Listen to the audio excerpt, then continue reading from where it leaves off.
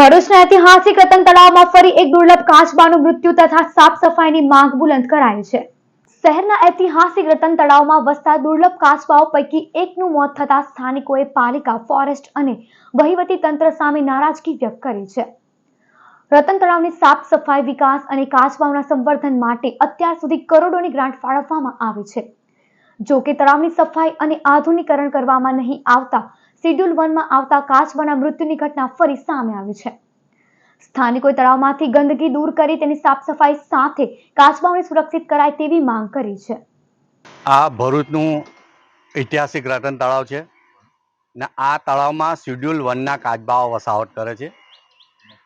આ કાચબાઓના શુદ્ધિકરણ માટે અમે ફોરેસ્ટ ડિપાર્ટમેન્ટ, નગરપાલિકા, કલેક્ટર સાહેબને વારંવાર લેખિત મૌખિક રજૂઆત કરી છે, પણ આ દિન સુધી આ રતન તળાવનું સાફ થયું ને એનો વિકાસ થયો તો અમારે આ નગરપાલિકા અને વહીવટી તંત્રને એટલું જ કહેવું છે કે આ રતન તળાવ શેડ્યુલ 1 માં ના કાચબાઓના બાપનું છે ને આ રતન તળાવ વહેલી તકે સફાઈ થવી જોઈએ।